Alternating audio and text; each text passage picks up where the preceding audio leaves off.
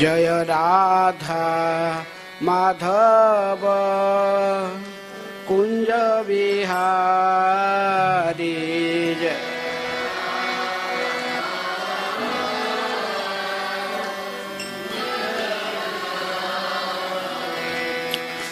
गोपीजन वल्लभ गिरिवरधारी जय।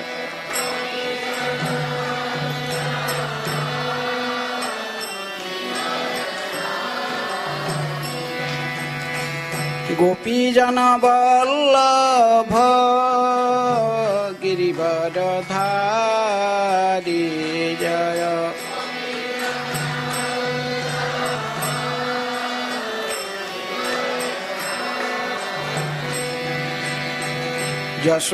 यशोदानंदन व्रज जनरंजन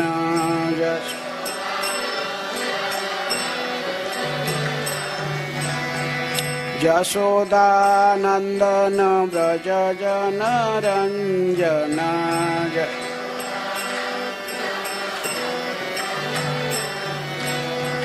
जमुना तीर वनचारी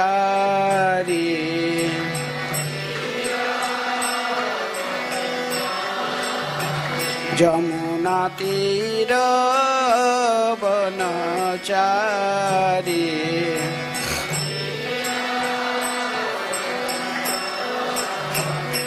जय राधा माधव कुंज बिहारी जय।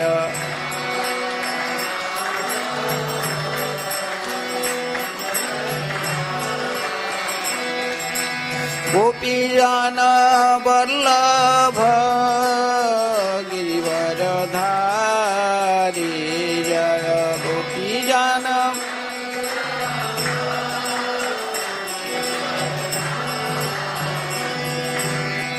यशोदानंदन व्रज जनरंजन यशोदा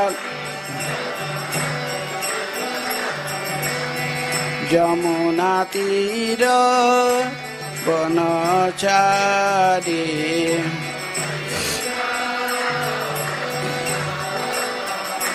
जय राधा माधव कुंज बिहारी जय राधा।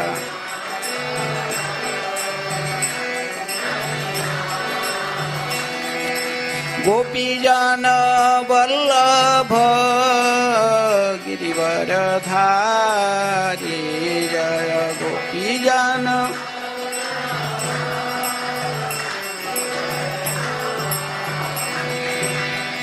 यशोदानंदन व्रज जनरंजन यशोदा जमुना तीर वनचारी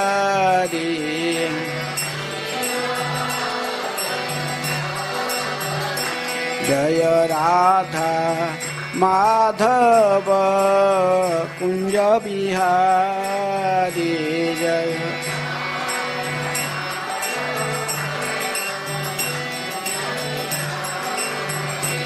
जय राधा माधव कुंज बिहारी जय।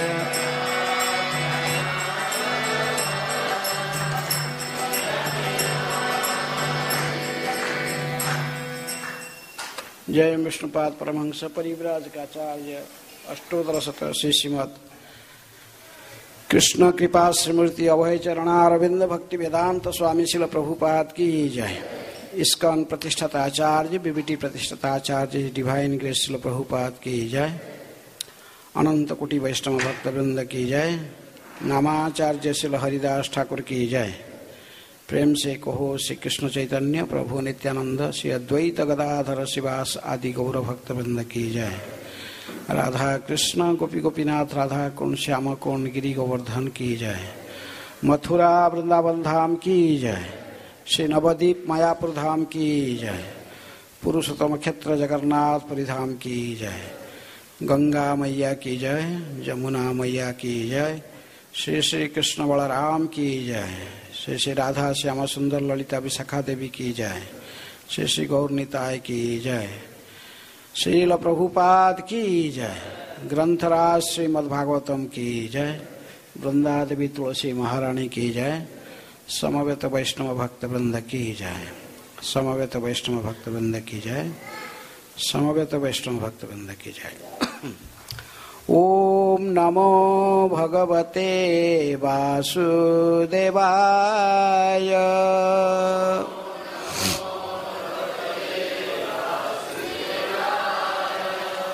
ओम नमः भगवते वासुदेवाय।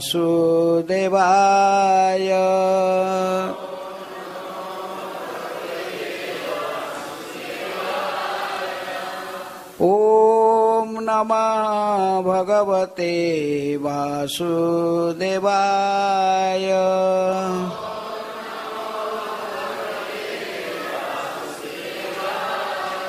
नारायणं नमस्कृत्य नरं चैव नरोत्तमं देवीं सरस्वतीं व्यासं ततो जयमुदीरये। नष्टप्रायेषु भद्रेषु नित्यं भागवत सेवया भगवते उत्तम श्लोके भक्तिर्भवति नैष्ठिके। कृष्ण सुधामुपगते धर्म ज्ञानादिभिः सह कलौ नष्टदृशामेष पुराण अर्क धुनाउदित। भगवान श्री कृष्ण जब सुधाम में प्रत्यावर्तन किए, धर्म और ज्ञान सब साथ में लेकर भगवान के स्थान को पूर्ण करने के लिए सूर्य के समान दिदीप्यमान भागवत पुराण के उदय हुआ। श्रीमद् भागवतम भगवान श्री कृष्ण के साहित्य अवतार हैं। तो श्रीमद् भागवतम से पाठ अष्टम स्कंध अध्याय 7। शिव जी विषपान करके ब्रह्मांड को बचाते हैं। इस अध्याय के आज 30 और 31 दो श्लोक हैं। 30 नंबर श्लोक में कोई तात्पर्य नहीं है, फिर 31 नंबर श्लोक साथ में पढ़ेंगे। मैं 30 आप खुद कर लेता हूं। और आज रामानंद राय के क्या आविर्भाव तिरोभाव तिथि, तो समय होगा तो थोड़ा फिर उनके बारे में थोड़ा बहुत कहेंगे। 36 नंबर श्लोक में खुद ही पढ़ लेता हूं। छाया तु अधर्मोर्मीषु यैर्विसर्ग नेत्रत्रयं सत्तो रजस्तमांसि।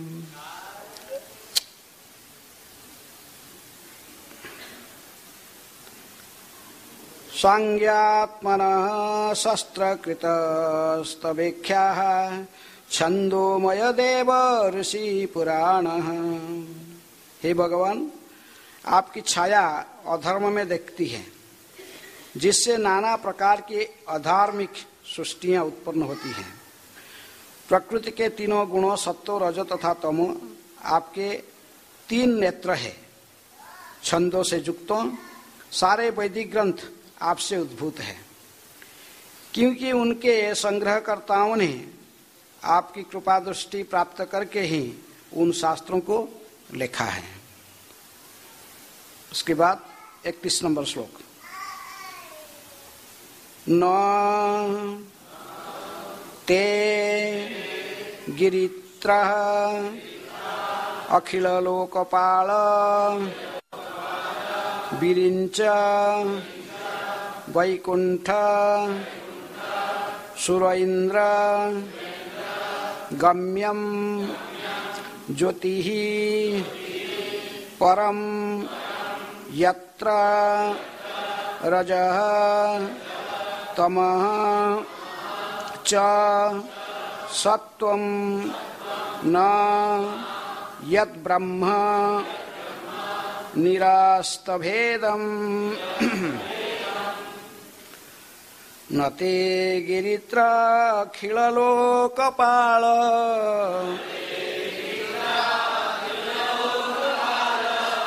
विरिञ्च वैकुण्ठ सुरेन्द्रगम्यम्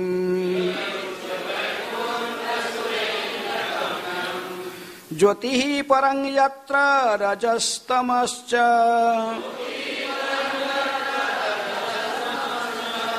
सत्वं न यद्ब्रह्म निरस्तभेदम् न ते गिरित्राखिललोकपाल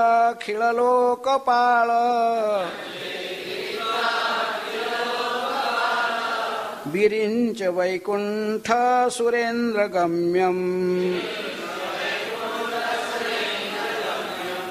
ज्योतिः परं यत्र रजस्तमश्च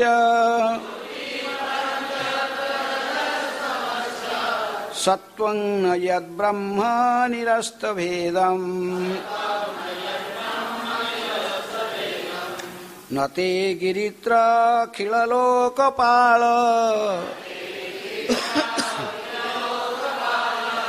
विरिञ्च वैकुण्ठ सुरेन्द्रगम्यम्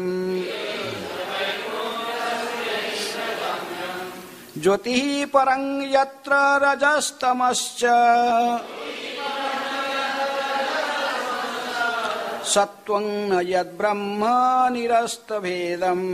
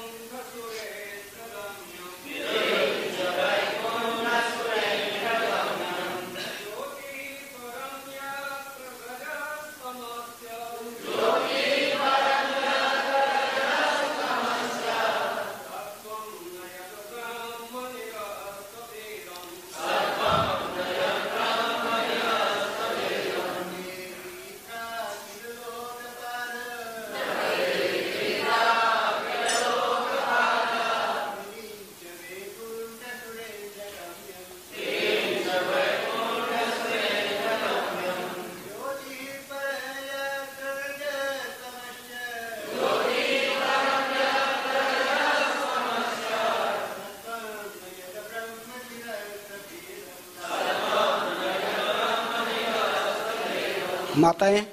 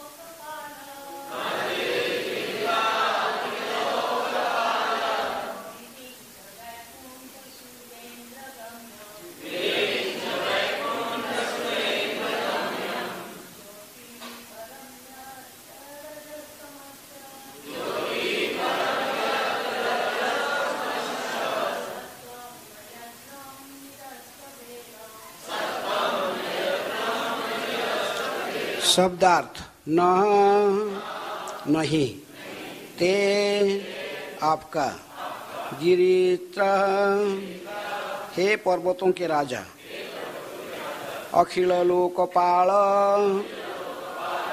भौतिक कार्यकलाप के विभागों के सारे निर्देशक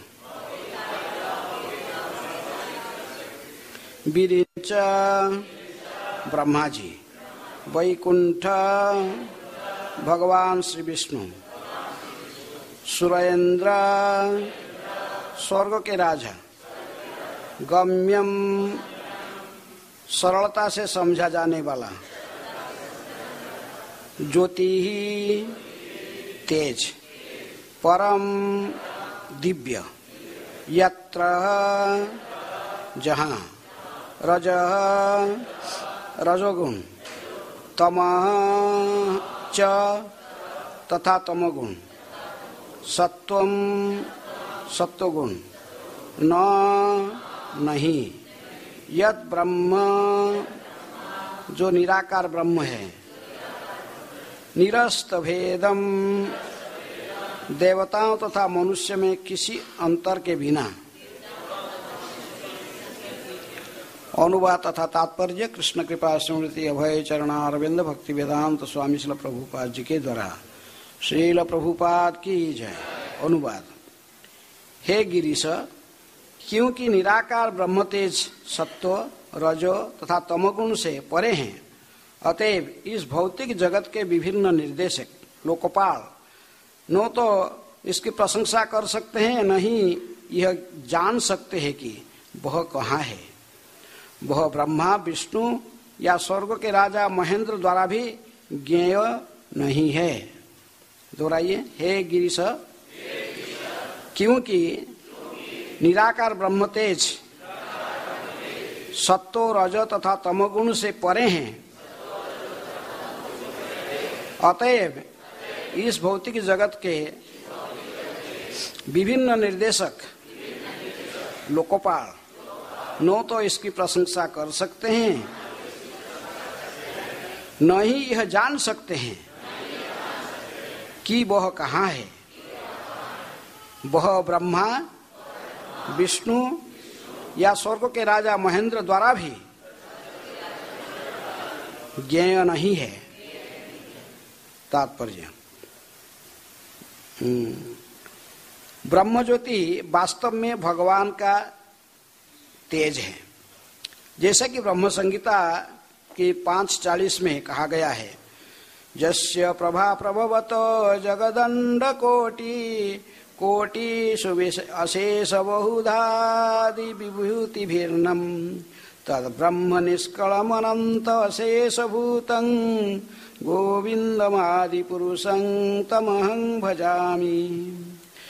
मैं उन आदि पुरुष भगवान गोविंद की पूजा करता हूँ जो महान शक्ति से युक्त है। उनके दिव्य रूप का दिदीप्यमान तेज निराकार ब्रह्म है, जो परम ब्रह्म तथा असीम है और असंख्य लोकों की विविधताओं को उनके विभिन्न तेज सहित करोड़ों ब्रह्मांड के रूप में प्रदर्शित करता है। यद्यपि ब्रह्म का निराकार पहलू पूर्ण पुरुषोत्तम भगवान की किरणों का विस्तार वांश होता है, किंतु उन्हें उन निर्विशेषवादियों की देखभाल करने की कोई आवश्यकता नहीं रहती जो ब्रह्मज्योति में प्रवेश करते हैं। श्रीमद् भगवद गीता की 9:4 में भगवान श्री कृष्ण कहते कि मया ततम इदम सर्वं जगत अव्यक्त मूर्तिना, मैं अपने निराकार पहलू से इस सारा ब्रह्मांड में व्याप्त हूँ। इस प्रकार अव्यक्त मूर्ति अर्थात निराकार पहलू निश्चय ही भगवान श्री कृष्ण की शक्ति का विस्तार है। इसी ब्रह्म तेज में लीन रहने की इच्छुक मायावादी लोग शिव जी की पूजा करते हैं। श्लोक 29 में उल्लिखित मंत्र मुखानि पंचोपनिषेद स्तवेश कहलाता है। मायावादी लोग शिव जी की पूजा करते समय इन सभी तंत्र को मंत्र को गंभीरता पूर्वक ग्रहण करते हैं। ये मंत्र इस प्रकार है, तत्पुरुषाय विद्महे शांतहि महादेवाय धीमहि विद्यायै तत्र रुद्र प्रतिष्ठायै प्रचोदयाद्धृतै अघोरेभ्य स्तमः अथ अघोरेभ्य मोहा अघोरस्य रक्षा अघोरस्य निद्रा सर्वस्य सर्वव्याप्त्यै सर्वैभ्यो मृत्यैवे नमस्तेस्तु क्षुधा रुद्ररूपभ्य तृष्णाः वामदेवाय रजा ज्येष्ठाय स्वाहा षष्ठाय रत्यैः रुद्राय कल्याणी कलाय काम कलविकरणाय संधिन्यैः बलविक्रणाय क्रिया बलाय बुद्धैः बलच्छाया प्रमथनाथ ध्यानैः सर्वभूत दमनाय ब्राह्मण्यैः मन स्वशिन्यैः उन्मनाय जोरा सद्योजातः प्रपद्यामि सिद्धैः सद्योजाताय नमः रुद्धैः भवे आदित्यैः अभवे लक्ष्म्यैः नातिभेदे मेधा भजस्व मां कान्तैः भवस्वाधा उद्भवाय प्रभो ईशानः सर्वविद्यानां शशिन्यैः ईश्वर सर्वभूतानां अभयदा ब्रह्माधिपति ब्रह्मणिधिपति ब्रह्मन् ब्रह्मद्रष्टा ब्रह्मष्टदा शिव में अस्तु मरीचैः सदा शिव ज्वलन्नैः। निराकार ब्रह्म भौतिक सृष्टि के अन्य लोकपालों को अज्ञात है, जिनमें ब्रह्मा इंद्र तथा यहाँ तक कि भगवान विष्णु भी सम्मिलित है। किंतु इसका अर्थ नहीं है कि भगवान विष्णु सर्वज्ञ नहीं है। भगवान विष्णु सर्वज्ञ है, किंतु उन्हें यह जानने की आवश्यकता नहीं रहती कि उनके सर्वव्यापी विस्तार में क्या हो रहा है। अतएव श्रीमद् भगवद गीता में भगवान कहते हैं, यद्यपि प्रत्येक वस्तु उनका विस्तार है, मया ततम इदम सर्वम, किंतु उन्हें प्रत्येक वस्तु की निगरानी नहीं करनी होती। न चाहं तेषु अवस्थिताः, क्योंकि ब्रह्मा शिव तथा इंद्र जैसे अनेक लोकपाल विद्यमान हैं। ओम अज्ञानातिमिरान्धस्य ज्ञानाञ्जन शलाकया चक्षुरुन्मीलितं येन तस्मै श्रीगुरुवे नमः। श्रीचैतन्य मनोभीष्टं स्थापितं जनभूतले स्वयं रूप कदा मह्यं ददाति स्वपदान्तिकम्।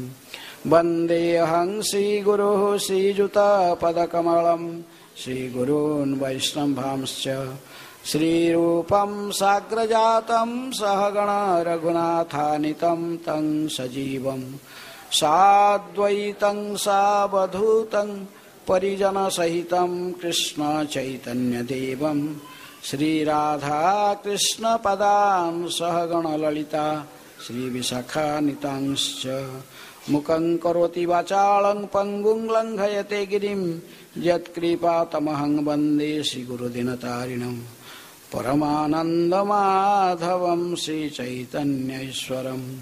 नमो ॐ विष्णुपदाय कृष्णप्रेष्ठाय भूतले श्रीमते भक्तिवेदान्त स्वामिनिति नामिने। नमस्ते सारस्वते देवे गौरवाणी प्रचारिणे निर्विशेष शून्यवादी पाश्चात्य देशतारिणे। नमो महावदान्याय कृष्ण प्रेम प्रदायते कृष्णाय कृष्ण चैतन्य नामिने गौरतिशै नमः। हे कृष्ण करुणा सिंधु दीनबंधु जगत्पते गोपेशः गोपिका कांत राधा कांत नमस्तुते। तप्त कांचन गौरांगी राधे वृंदावनेश्वरी वृषभानुसुते देवी प्रणमामि हरिप्रिये। वंशाकल्पतरुभ्यश्च कृपा सिन्धुभ्येव च पतितानां पावनेभ्यो वैष्णवेभ्यो नमो नमः। श्री कृष्ण चैतन्य प्रभु नित्यानंद श्री अद्वैत गदाधर शिवासादि गौर भक्त वृंद। हरे कृष्णा कृष्ण कृष्ण हरे हरे, हरे राम राम राम हरे हरे।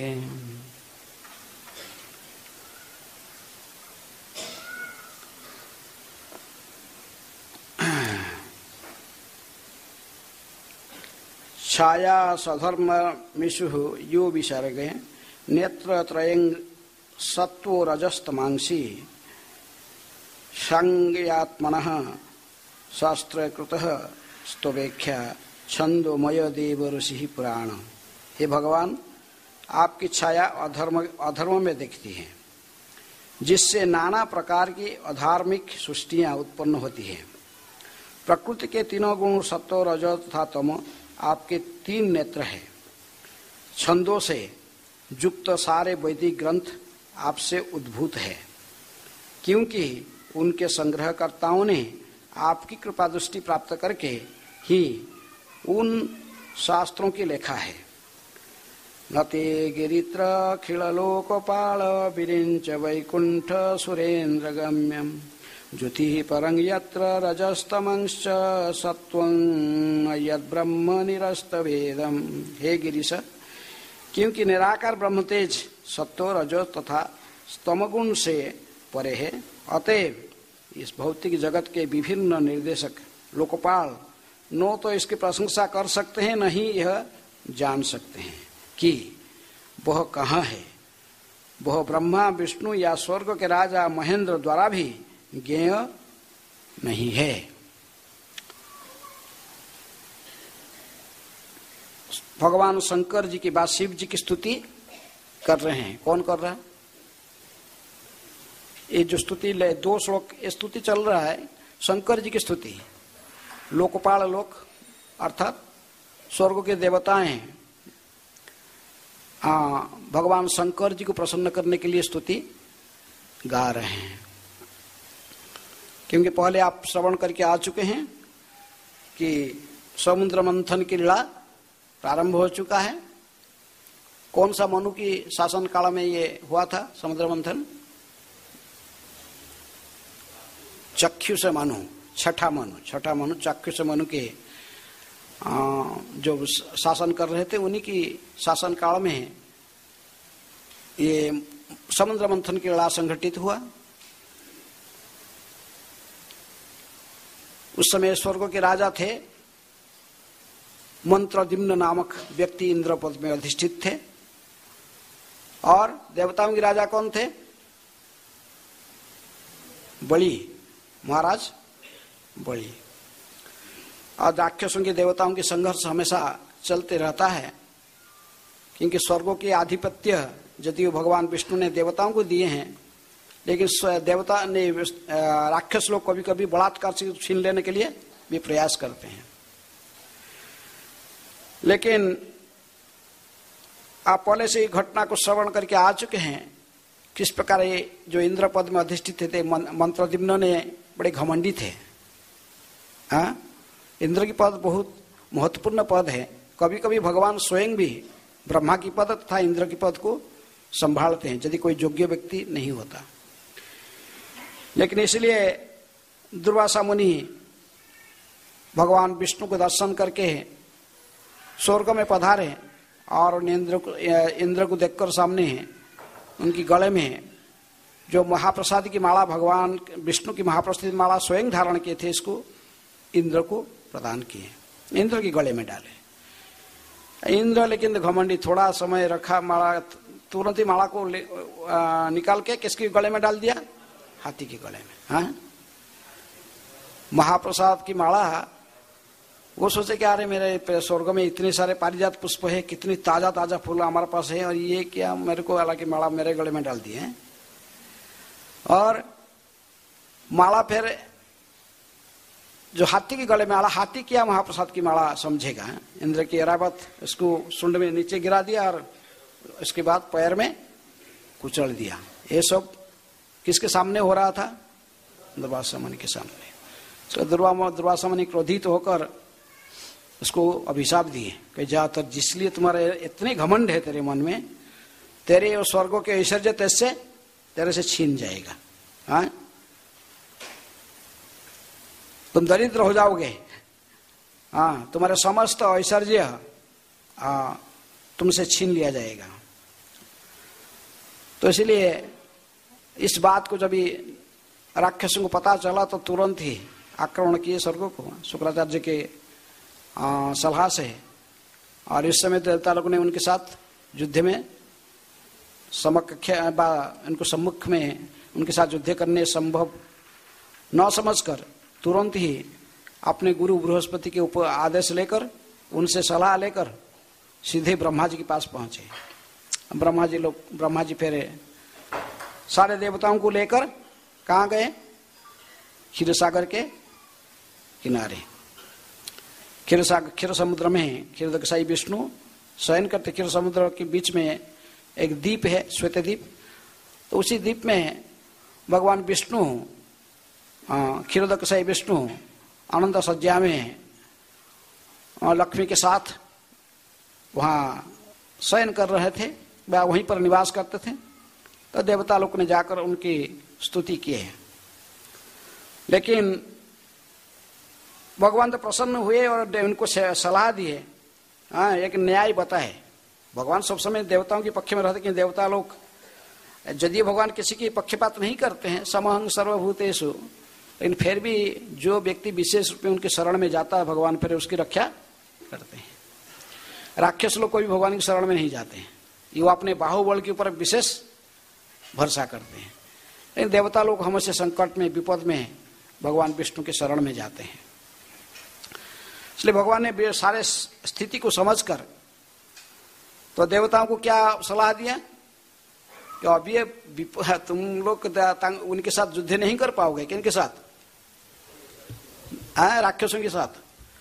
अब विशेष में मैं भी युद्ध नहीं करूंगा, क्योंकि राजा कौन है? बलि, प्रहलाद के दायाद है, प्रहलाद के पोता है, प्रहलाद के विरोचन की पुत्र बलि है। बोले मैं भी प्रहलाद को वचन दे चुका हूं। क्या वचन दिया हूं? तुम्हारे वंश में मैं और किसी को भविष्य में वध नहीं करूंगा। तो इसलिए ये भी भक्त है मेरी, प्रहलाद की दायद है, इसलिए मैं युद्ध नहीं करना चाहता हूं। सम्मुख युद्ध न करके इनको कैसे भी कूटनीति से हैं भाई कि अभी आप लोग संधि कर लो। किसके साथ? राक्षसों के साथ। कि चलो संधि कर लो और एक क्षीरसागर के मंथन के लिए दोनों पक्ष एकत्रित होकर इसकी मंथन करोगे तो इसमें से क्या निकलेगा? अमृत निकलेगा।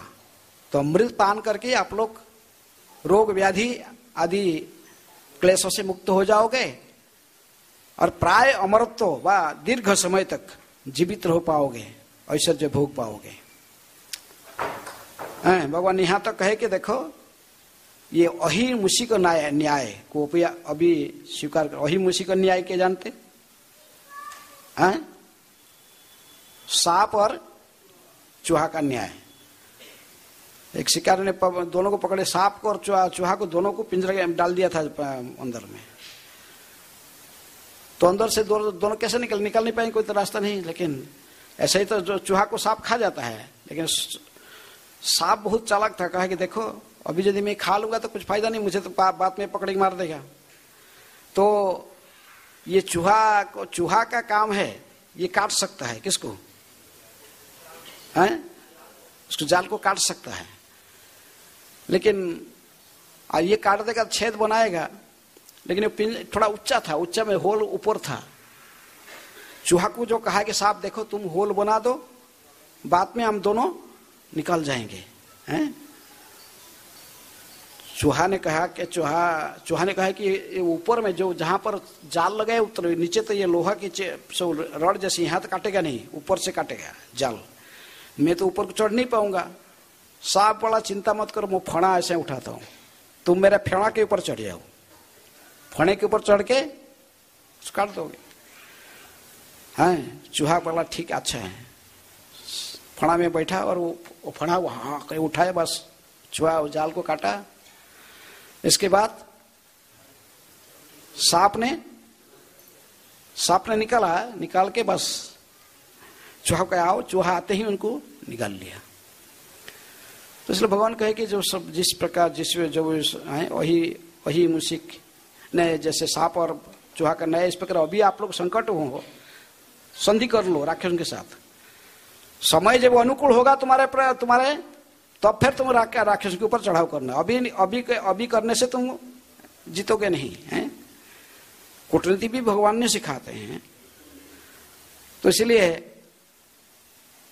दोनों संधि कर लिए, देवता और राक्षस मिलके समुद्र को मंथन पहले सुन चुके हैं। भगवान मंदर पर्वत को लाके क्या बनाए, मथानी बनाए। वो तो लेके आते थे, दोनों ही कुचल के, माने पहाड़ दोनों को गिर रहा था, तो राक्षस और देवताएं दोनों ही कुछ उस पहाड़ के नीचे कुचल गए थे। भगवान फिर इनको दोबारा जीवित किए, लाकर फिर जो पर्वत को लाकर, मंदर पर्वत को जो क्षीरसागर के बीच में डाले मथनी के रूप में रखने के लिए, लेकिन नीचे कोई सपोर्ट नहीं था, पूरा डूब गया। फिर हावता सो, अरे पूरा तो डूब, मथनी किसको बनाई, मथनी जिसको बनाई वो डूब गया। इसलिए भगवान ने फिर कच्छप अवतार, कुर्म अवतार लेकर नीचे जाकर उसको उठाए, पीठ से उठा के फिर, लेकिन फिर भी मथन, लेकिन ऊपर से हिलते लगे, बैलेंस नहीं रहा। फिर भी हमने बासुकी नाग को भी फिर जगह पटाए। भगवान ने कहने पर बासुकी नाग राजी हुआ, क्योंकि जो रस्सी होगा, ऐसे ही जंतु को रस्सी हो जिसमें इतनी बड़े पर्वत का को मंथन करने के लिए रस्सी, और सांप का शरीर में कोई हड्डी नहीं होता है, और जितने भी पशु सबके बाद जो भी जंतु उसके शरीर में हड्डी होता है, तो इसलिए यही मंथनी का रस्सी का काम करेगा। बासुकी नाग को बुलाए, लेकिन गरुड़ के सब पीठ में तो भगवान ने मंदर पर्वत को बैठा के रखकर लेके आए थे। स्वयं भगवान, सार राक्षस देवता सभी गरुड़ के पीठ में बैठे, मंदर पर्वत भी रहा, भगवान स्वयं बैठा आकर पहुंच गए। इसके बाद गरुड़ कहे कि तुम यहां से चले जाओ। गरुड़ ने कहा कि क्यों मुझे भेज रहे वापस, मैं थोड़ा देखूंगा। क्या देखूंगा? समुद्र के मंथन देखने में मुझे की थोड़ा अभी इच्छा है। भगवान कहे कि देखो, जब तुम इधर रहोगे तो वो नहीं आएगा। कौन? बासुकी, जो रस्सी के रूप में जिसको उपयोग किया जाएगा, ये तुम इधर जब तक रहोगे वो नहीं आएगा इधर। इसलिए तुम मेरे आदेश पालन करके यहाँ से चले जाओ। चला गया। कौन? गरुड़ चला गया। तो बासुकी नाग आया, बासुकी नाग को रस्सी बनाकर, लेकिन खींचते ही तो फिर ही हिलने लगा, ऐसे ही हिलने लगा, क्योंकि ऊपर से भी इसको बैलेंस चाहिए है। इसलिए भगवान ने फिर हजारों भुज वाला है, विशाल रूप धारण करके ऊपर बैठे, जाकर नीचे भी कुर्मों के रूप में बैठे, ऊपर में कुर्मे के रूप में ये घूम रहा था। ये जो मथनी है, तो उनको थोड़ा थोड़ा खुजली हो रहा था, अच्छा लग रहा था। वो कुर्मा कितनी बड़ा था, कितनी बड़ा का, कितने आकार के कुर्मा और जो था कछुआ कितने बड़ा था, हैं? 8 लाख माइल, हैं? 8 लाख माइल का व्याप्त था, इतनी बड़े विशाल। 8 लाख माइल कितना होता जान, हैं? कल्पना नहीं कर पाओगे। हम इसको देख नहीं पाएंगे। हम देखें, क्या देखें? थोड़ा बहुत, जैसे हाथी को जैसे कोई देखेगा, चींटी देखेगा, हाथी का क्या देखेगा? थोड़ा पैर में देखे कोई, तो हम कहाँ से देखेंगे? कुछ हमको, हमारे कछुआ हमारे दृष्टि में आने का सवाल ही नहीं है। विशाल कछुआ 8 लाख माइल तक व्याप्त था। तो भगवान ने फिर विराट रूप, यहाँ तो नीचे कछुआ और ऊपर में फिर इस रूप में बैठे, माने भगवान अजित फिर सहस्त्र भुजा के साथ बैठ के फिर उसको सपोर्ट दिए। ऐसे बहुत मुश्किल से फिर मंथन कार्य प्रारंभ हुआ। पहले तो मुख के साइड में भगवान जानते हैं, हम जो बोलेंगे, देवता लोग जो बोलेंगे, राक्षस ठीक उसका उल्टा बोलेंगे, हैं? तो इसलिए जानबूझकर दे कि पहले जाकर वो बासुकी का मुख के तरफ पकड़ लिए देवता लोग। राक्षस लोग बोले कि हम कुछ कम है ना क्या, हैं? हम भी कश्यप मुनि के दायद है, दीति के पुत्र है, दीति हम, हमारे बहुत तपस्या, हम कुछ कम तपस्या करने वाला ना क्या? हम भी बहुत तपस्या किए, बहुत पुण्य कर्म किए, हम पूछ क्यों पकड़ेंगे? हम मुख की तरफ पकड़ेंगे।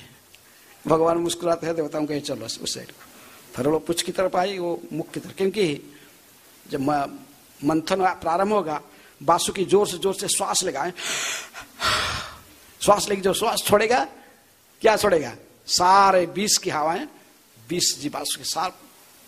अब 20 का ज्वाला किसके ऊपर, किसी के ऊपर पड़ेगा? सारे जो मुख को पकड़ा है सारे।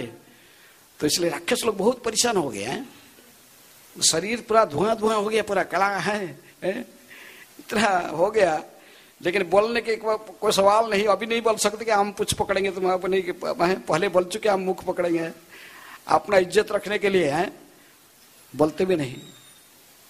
लेकिन बहुत परिश्रम करके जो भी हो वहां से देवता लोगों को भी नहीं, राक्षस लोग ऐसे देखने के लिए काले नहीं होते हैं, जैसे पेंटिंग वगैरह करते हैं ना काले काले, और ये राक्षस लोग भी गोरे गोरे बहुत अच्छे शरीर होता है। लेकिन समुद्र मंथन के समय में इसका धुआं से, वासुकी के मुख से जो विषाक्त धुआं से उनके शरीर सब काले पड़ गया था। है?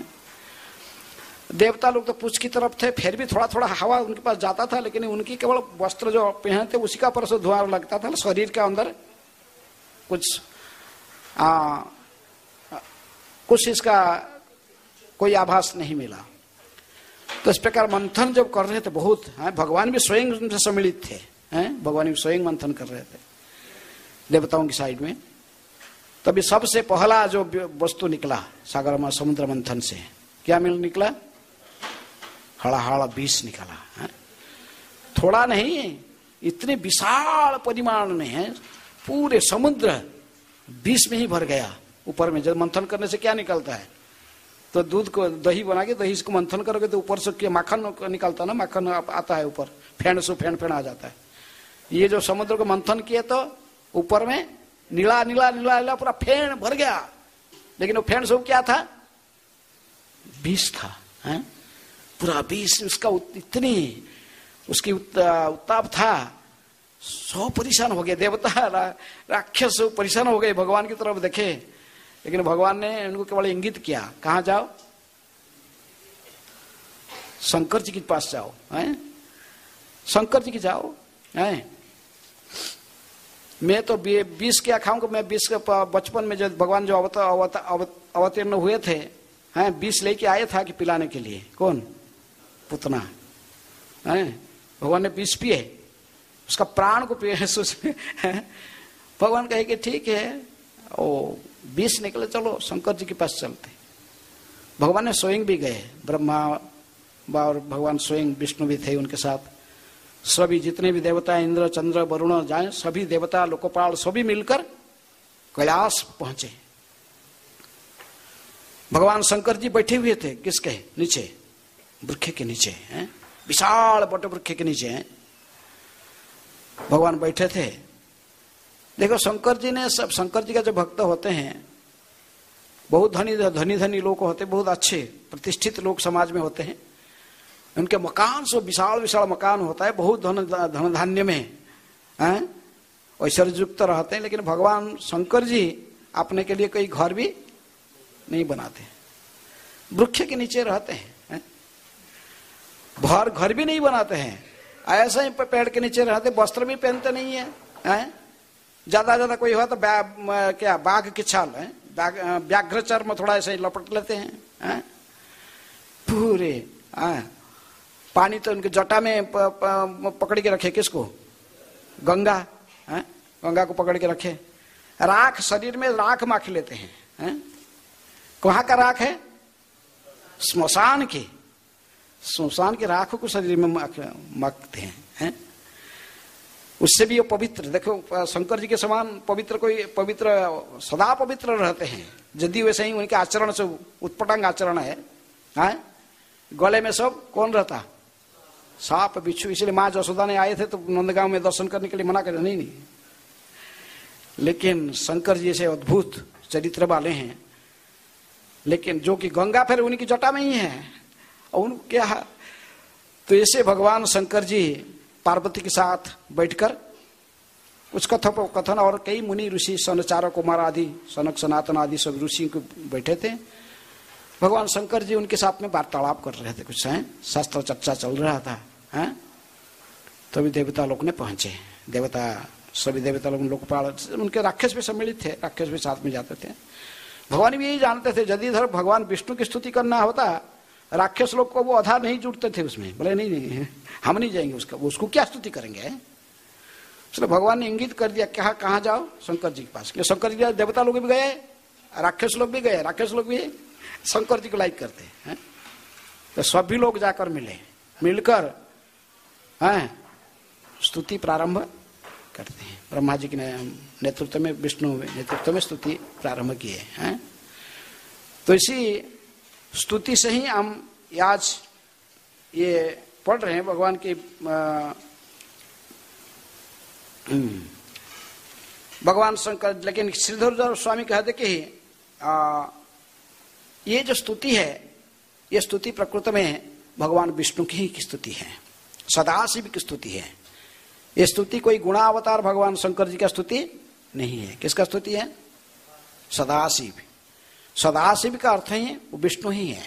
इसलिए श्रीधर स्वामी कहते कि स्तुतियां प्रकृति में सदाशिव की स्तुति है और ये विष्णु की स्तुति से अभिन्न। जैसे ही तात्पर्य प्रभुपाद जी लिखे कि ये जैसे कहता कि हे प्रभु, ये श्लोक में, जैसे आज के श्लोक में कहते कि हे प्रभु, आपका तो परिचय है बिरिंच वैकुंठ सुरेंद्र गम्यम। आप ये भी आपको समझ नहीं पाते। कौन कौन?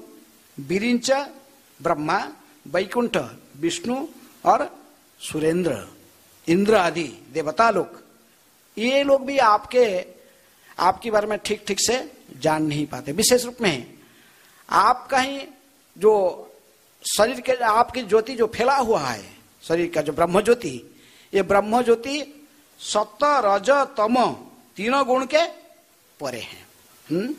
ज्योति परंग यत्र रजस्तमश्च, ये जो ब्रह्म ज्योति आपके शरीर के तेज जो फैला हुआ है, ये तेज जो कि सत्व रज तम गुण के परे है। इसलिए आपको तो ये लोग विशेष रूप में ये ब्रह्म तेज को दर्शन करना, आपके बारे में जानना, इसके बारे में विशेष कुछ जानने के लिए ये लोग असमर्थ है। कौन कौन? बिरिंच वैकुंठ सुरेंद्र, ब्रह्मा विष्णु तथा इंद्र आदि देवता लोग भी जानने के लिए असमर्थ है। इसलिए हे गिरीश, पहले श्लोक में इनको देवता लोक ने सभी लोकपाल लोक में उनको एड्रेस करते कि गिरित्र है। गिरीश, गिरीश का अर्थ जो पर्वतों की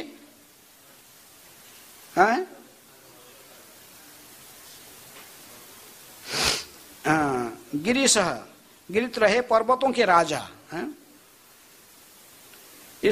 तो इसलिए क्योंकि निराकार ब्रह्म तेज आपके जो शरीर से फैला हुआ है, ब्रह्म निराकार ब्रह्म तेज सत्व रजो तमगुण से परे हैं, अतएव इस भौतिक जगत के विभिन्न निर्देशक लोकपाल ने इसकी प्रशंसा, इसको दर्शन करना भी दुर्लभ है और इसकी प्रशंसा कर सकने में अज्ञात है, जान नहीं सकते, इसके बारे में पूरे ज्ञान उनके पास में नहीं है। यहां तक कि ना ब्रह्मा को यह ज्ञान है, ना विष्णु को है, ना इंद्र को ये ब्रह्म ज्योति के बारे में पूरा ज्ञान है। तो इसलिए प्रभुपाद जी तात्पर्य में लिखते कि क्योंकि भगवान विष्णु को ये कहे कि भगवान विष्णु को भी ब्रह्म, ये शंकर जी का महिमा, शंकर ब्रह्म ज्योति के बारे में कोई ज्ञान नहीं है, ऐसा नहीं है। प्रभुपाद जी कहते निराकार ब्रह्म भौतिक सृष्टि के अन्य लोकपाल तक को अज्ञात है, जिसमें ब्रह्मा इंद्र तथा यहां तक कि भगवान विष्णु भी सम्मिलित है। किंतु इसका अर्थ नहीं है कि भगवान विष्णु सर्वज्ञ नहीं है। भगवान श्री विष्णु सर्वज्ञ है, किंतु उन्हें यह जानने की आवश्यकता नहीं रहती कि उनके सर्वव्यापी विस्तार में क्या हो रहा है। ब्रह्म ज्योति के बारे में इतने जानने के लिए भगवान स्वयं इच्छुक नहीं रहते। उन्हीं के तेज के शरीर का तेज फैला हुआ है, वो इसी ब्रह्म ज्योति के अंदर तो कोई क्या उसकी चिंतन न करे। भगवान सब समय किसकी चिंतन करते हैं? अपने भक्तों की, शुद्ध भक्तों की चिंतन करते हैं। तुम्हारा हृदय सिना गोविंद विश्राम, गोविंद कहे न मर वैष्णव पराण। तो अपने शुद्ध भक्तों के साथ लीला में व्यस्त रहते हैं भगवान है। ब्रह्म ज्योति के बारे में इनको चिंतन करने का कोई आवश्यकता नहीं रहती है। ब्रह्म ज्योति के बारे में भगवान जैसे, इसलिए प्रभुपाद जी ने कोट करते हैं नवम अध्याय की चौथा श्लोक है। चौथा श्लोक से चौथा श्लोक करते जिसमें भगवान ने कहते कि प्रकृति में कि मया ततम इदम सर्वं जगत अव्यक्त मूर्तिना मत्स्थानि सर्वभूतानि नाहं तेषु अवस्थितः। जो मैं अपने निराकार पहलू से इस ब्रह्मांड में व्याप्त रहता हूं। मया ततम इदम सर्वम जगत अव्यक्त मूर्तिना, मैं निराकार रूप में सर्वत्र व्याप्त रहता हूं। इनडायरेक्टली यहाँ पर ब्रह्म ज्योति का उल्लेख करते, सर्वत्र व्याप्त रहता हूं निराकार रूप में। लेकिन इसका मतलब नहीं कि मैं उनके बारे में नौचाहंग तेसु अवस्थित, मैं उधर रहकर भी नहीं रहता हूं। ये मेरे ज्योति फैला हुआ है होने पर भी मैं इसमें मेरा उपस्थिति है भी और नहीं भी है। इसलिए भगवान प्रभुपाद जी कहते कि प्रकृति में भगवान को इसके बारे में जानने की कोई आवश्यकता नहीं रह जाती है। विष्णु सर्वज्ञ होने पर भी उसके बारे में विशेष रूप में ब्रह्म ज्योति, उन्हीं के शरीर जो फैला हुआ तेज ब्रह्म ज्योति के बारे में डिटेल जानने की उनको कोई आवश्यकता नहीं पड़ती है। इसलिए ये स्तुति तो विशेष रूप में शंकर जी को प्रसन्न करने के लिए किया जा रहा है, इसलिए थोड़ा सा चापड़ाइश तो करना पड़ता। किसी को यदि आप प्रसन्न करना चाहते थोड़ा चापड़ाइश भी करना पड़ता ना है? शंकर जी तो भोलानाथ है, बैठे, इनको जो जो बोले बस है बात में देखेंगे, अपना सब पत्नी से सलाह लेंगे, किससे? पार्वती से, ऐसे देखो ऐसा हो, क्या करना चाहिए। पार्वती ने तो जानते थे शंकर जी की महिमा, वो बात में अनुमति देते हैं कि ठीक है, वो जानते थे शंकर जी के ऊपर कोई प्रभाव नहीं डालेगा यदि ये संपूर्ण विष को पान कर लेंगे। तो इस प्रकार देवता लोग ने इसलिए विशेष रूप में ये श्लोक में शंकर जी को ही भगवान के रूप में स्तुति करते हैं। सभी कारण के कारण हिरण्यकशिपु भी जब स्तुति कर रहा था किसका? ब्रह्मा का, उनको ही कहा कि आप ही भगवान हैं। किसको वरदान लेना था? किससे? ब्रह्मा से। इसलिए ब्रह्मा को कहा कि आप ही भगवान हो, तीनों लोग के मालिक है, और क्या विष्णु शिव सब आपका ही स्तुति करते हैं। कभी कभी किससे कुछ लेना, काम लेना पड़ता है, थोड़ा चपड़ासी करना पड़ता है। तो यहाँ से देवता लोग ने यदि जानते थे विष्णु ही सब कुछ है, विष्णु है, लेकिन राक्षस भी उनके साथ मिले हुए थे, सब लोग साथ में गए थे, तो इसलिए ठीक है, हाँ से हाँ हमारा काम हमारा हो जाए, शंकर जी को प्रसन्न करने के लिए स्तुति गाए। और इसलिए लेकिन आचार्य लोग ने श्रीधर स्वामी जैसे कहते कि स्तुति प्रकृति में किसका स्तुति, किसके लिए स्तुति है? भगवान सदाशिव अर्थात विष्णु के लिए ही स्तुति है। लेकिन अभी शंकर जी को प्रसन्न करने के लिए दोनों मिले हुए हैं। आज भी मैं कहा था जैसे प्रारंभ में क्या है, रामानंद राय के तिरोभाव तिथि है। रामानंद राय चैतन्य महाप्रभु की अंतरंग पार्षद हैं। चैतन्य महाप्रभु स्वयं राधा कृष्ण, श्री कृष्ण चैतन्य राधा कृष्ण नहे अन्य, राधा कृष्ण से अभिन्न। और जैसे ही ब्रज लीला में राधा कृष्ण की प्रिय सखी के रूप में कौन थे? जितने बहुत सखी थे, लेकिन उनके प्रिय सखी सबसे ललिता और विशाखा। इसी प्रकार चैतन्य महाप्रभु स्वयं राधा कृष्ण के रूप में थे। इनको सहायता करने के लिए उनकी लीला में विशेष रूप में स्वरूप दामोदर और राय रामानंद हैं। रामानंदर कृष्ण कथा स्वरूपेर गान विरह वेदनाते रखे प्रभुर पराण। महाप्रभु के जब मैंने राधा भाव को अंगीकार करके जब कृष्ण की विरह में व्याकुल हो रहे थे, तब ये दोनों इनको सहायता करते थे। रामानंदर कृष्ण कथा स्वरूपेर गान, रामानंद राय इनको कृष्ण कथा श्रवण कराते थे। और स्वरूप दामोदर गोस्वामी चंडीदास विद्यापति और जयदेव गोस्वामी के गीत गोविंद आदि गायन करके उनको सांत्वना देते थे। इसलिए पुरी में, जगन्नाथपुरी में एक व्यक्ति रहता था, तो उसका नाम था भावानंद राय। भावानंद को चैतन्य महाप्रभु कहा करते थे, भावानंद तुम तो साक्षात पांडु के अवतार हो। किसके? महाराज पांडु। पांडु के कितने पुत्र थे? 5 पुत्र। इसी प्रकार तुम्हारे भी 5 पुत्र है, और ये 5 पुत्र ही वही 5 पांडव है। और मध्यम पांडव जैसे अर्जुन था, इसी प्रकार तुम्हारे जो मध्यम पुत्र है वो कौन है? रामानंद। रामानंद राय मुझे मेरी प्राण के समान है। तुम्हारे 5 पुत्र मोरो प्रिय पात्र, रामानंद सह मोर देह भेद मात्र। महाप्रभु कहते थे कि देखो तुम्हारे 5 पुत्र तो मुझे अति प्रिय है, ये 5 पांडव है, लेकिन तुम्हारे जो मध्यम पुत्र ये रामानंद, रामानंद और मेरा केवल शरीर का भेद है, हमारे आत्मा में कोई भेद नहीं है।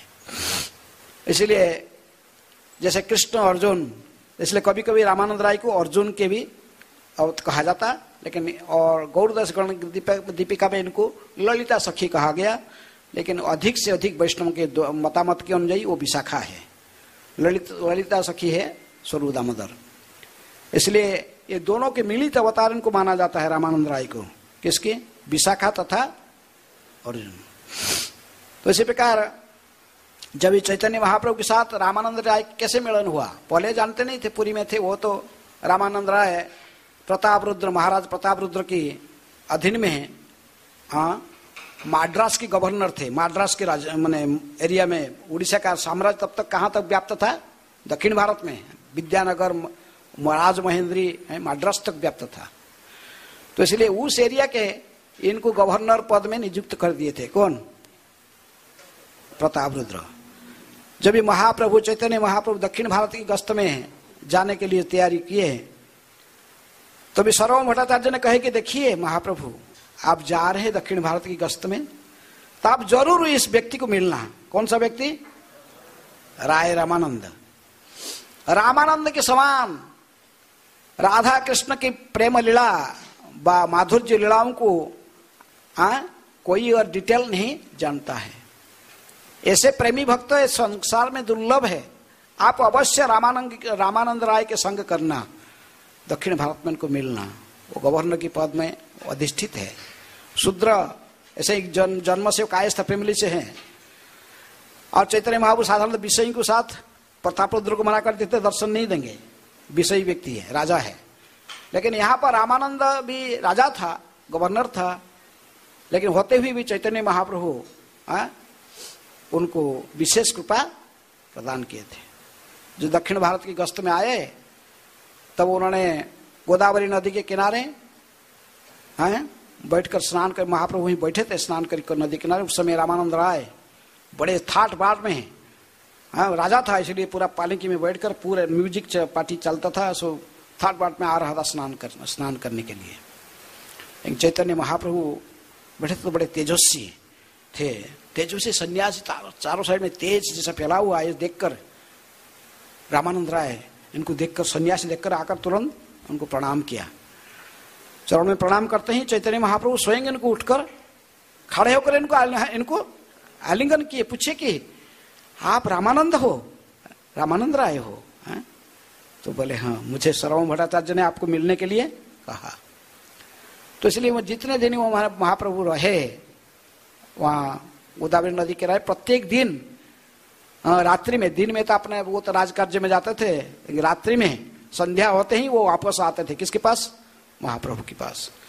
7 दिन 7 रात, जो हाँ जितने दिन महाप्रभु रहे, प्रत्येक दिन पूरे रात कृष्ण कथा में बीतने लगा। चैतन्य महाप्रभु प्रश्न करते थे और उत्तर कौन देता था? रामानंद राय।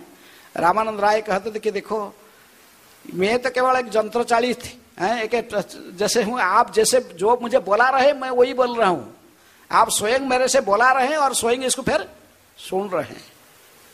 जो भी है कृष्ण कथा की अधिकारी, इनको ही चैतन्य महाप्रभु ने चुना था। किनको? रामानंद राय।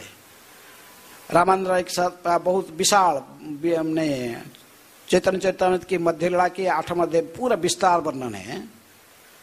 बहुत दोनों का वार्तालाप, रामानंद राय और चैतन्य महाप्रभु के बीच में जो वार्तालाप है, बहुत विस्तार से वर्णन है। गौड़ीय दर्शन की पूरा सारे गुह्य रहस्य उसमें वर्णन की गई है रामानंद राय के मुख से। पहले तो प्रारंभ किए तो सबसे पहले बोलो, सबसे बड़ा शिक्षा तो गीता से प्रारंभ करके फिर एकदम पूरे लास्ट में समाप्त करते हैं। राधा कृष्ण के अंतरंग लीलाओं के साथ समापन होती है। तभी वो सब यहाँ मैं आलोचना नहीं कर रहे हैं, जब ये तो पूरे विशाल विषय वस्तु है। क्योंकि प्रथम कहे कि वर्णाश्रम धर्म पालन करना जीवन का लक्ष्य है। फिर चैतन्य महाप्रभु को ये बाह्य आगे कहेगा, फिर कहे कि सर्वधर्म परित्यज्य, सर्वधर्मान परित्यज्य मामेकं शरणं व्रज। महाप्रभु कहे ये भी बाह्य है, ये बाह्य आगे कह, ये भी बाह्य, सब कुछ छोड़ के मेरे शरण में आओ भगवान कहे। तो बाद में फिर वो कहते कि नहीं, जब बहुते भागवत की वो श्लोक बोलते, ब्रह्मा जी की स्तुति से वो गाते हैं, ज्ञान प्रयास है उदपास्य नवंत एव है, तो भवदीय वार्ता वो जो श्लोक पढ़ते तो पहले यह है कि ज्ञान भक्ति जो होता है ज्ञान कर्म से रहित है, विशुद्ध भक्ति की चतफेरे। उसके बाद फिर रस की चर्चा होती, दास रस्य, साक्ष्य रस्य, वात्सल्य, माधुर्य है। फिर माधुर्य रस की महाभाव स्वरूपिणी राधा ठाकुरानी, भगवान के सर्वश्रेष्ठ भक्त। फिर राधा रानी के चरित्र जो आस्वादन करते हैं तो वहीं से महाप्रभु बड़े प्रसन्न होते हैं। उसके बाद वो रामानंद राय को कहते कि देखो रामानंद, तुम्हें मैं अभी दक्षिण भारत गस्त करके थोड़े दिन में पूरी वापस जाऊंगा।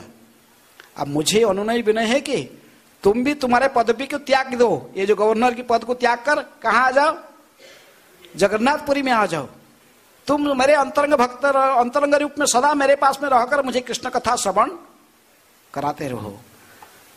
चैतन्य महाप्रभु के अनुनय को स्वीकार कर लिए रामानंद राय। क्योंकि रामानंद राय दर्शन करके समझ गए थे, क्योंकि वो स्वयं विशाखा सखी थे। महाप्रभु ने उनको किस रूप में दर्शन दिया, राधा कृष्ण दोनों रूप में। कहते प्रथम में देखिले तुम सन्यासी स्वरूप हो। रामानंद पहले आप तो सन्यासी के रूप में खड़े थे, आस्ते आस्ते में देखा कि सन्यासी स्वरूप जाकर नंदगोप रूप है, नंदलाला बन के कृष्ण के रूप में वंशी धारण करके मुझे दर्शन दिए। अभी फिर क्या देख रहे हूं, आप अकेले नहीं हो, आपकी साथ में कौन है, एक कांचन पंचालिका, एक तब कांचन गौरांगी, ये क्या देख रहा हूं मैं। चैतन्य महाप्रभु कहते कि देखो रामानंद, मैं तो साधारण सन्यासी हूं, मैं कुछ नहीं हूं, तुम बहुत उन्नत भक्त हो। इसलिए जो उन्नत भक्त होता है स्थावर जंगम देखे ना देखे तार मूर्ति, सर्वत्र है तार इष्ट देव स्फूर्ति। इसलिए आपका इष्ट है राधा कृष्ण, इसीलिए वो आपको सब जगह राधा कृष्ण आपको दिखाई पड़ते हैं। लेकिन रामानंद कहे कि नहीं, मुझे ठगने के लिए मत प्रयास करो, मैं समझ रहा हूं आप कौन है, मैं पहचान लिया हूं है। लेकिन इसीलिए उन्होंने फिर महाप्रभु के अनुनय विनय को स्वीकार करके आके जगन्नाथपुरी में प्रताप रुद्र को कहे कि मुझे और नौकरी नहीं चाहिए, ये गवर्नर का पद मैं रिजाइन कर दिया है। प्रताप रुद्र देव चैतन्य महाप्रभु की इच्छा जानते हुए बड़ा अच्छा से स्वीकार कर लिया। कहे कि ठीक है, आपकी रिजिग्नेशन से स्वीकार किया, लेकिन आपको जो वेतन जो तनख्वाह मिलता था वो तनख्वाह अभी भी तो आपको मिलते रहेगा। आप चैतन्य महाप्रभु की सेवा में सदा सदा के लिए नियोजित हैं। तो इस प्रकार रामानंद राय पुरी में आ गए। फिर पुरी में आकर चैतन्य महाप्रभु के साथ सदा अंतरंग लीला करते। कोई कृष्ण कथा सुनने के लिए आता था महाप्रभु के पास, महाप्रभु कहते थे कि कृष्ण कथा में सारे कृष्ण कथा किसके मुख से सुना, रामानंद राय के मुख से। जो भी प्रद्युम्न मिश्र एक विशेष व्यक्ति आके चैतन्य महाप्रभु को अनुनय विनय किया, थोड़ा कृष्ण कथा सुनाए। महाप्रभु कहे कि कृष्ण से कथा का अधिकारी मैं नहीं हूं, कौन है, रामानंद राय। आप जाओ रामानंद राय के पास कथा सुनो। प्रद्युम्न मिश्र जब गए रामानंद राय के पास में कथा सुनने, देखिए कि रामानंद राय अभी माने इनके साक्षात्कार करना संभव नहीं, वो कुछ अंतर और किसी कार्य में लगे हुए हैं।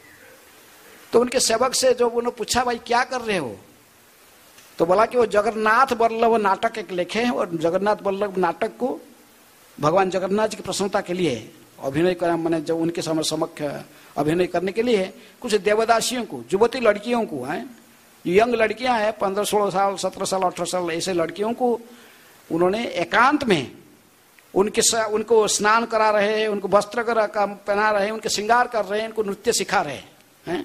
रामानंद राय हैं, उनको नृत्य भी एकांत में उनके शरीर के गुप्त अंगों को स्पर्श कर रहे हैं, लेकिन फिर भी वो अभी इसी कार्य में व्यस्त है।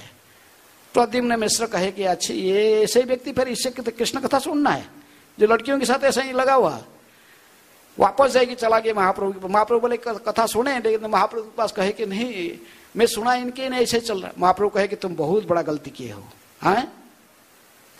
रामानंद राय वो एक ही व्यक्ति है संपूर्ण विश्व में जो कि संपूर्ण रूप में निर्विकार है, किसी भी स्थिति में उसके मन में कभी काम वासना जागृत नहीं हो सकता है। मैं सन्यासी हूं, महाप्रभु कहते मैं सन्यासी हूं, लेकिन फिर भी एक पितुड़ी को यदि स्त्री के रूप में ऐसी कपड़ा पहना के रखा जाए, उसको देखने से मेरे मन में विकार आता है। लेकिन रामानंद राय मन में कभी भी ऐसा विकार संभव नहीं है। यदि वो युवती स्त्रियों के शरीर को एकांत में स्पर्श कर रही, उनको श्रृंगार कर रही, उनको नृत्य सिखा रही, जो कुछ कर रहा, लेकिन रामानंद राय फिर भी रामानंद राय ही है। जाओ दोबारा उनसे ही कथा सुनो। दोबारा फिर प्रद्युम्न मिश्र आते हैं और माफी मांगकर फिर बोले कि मेरे मन में ऐसा ऐसा विकार आ गया था आपके बारे में, है?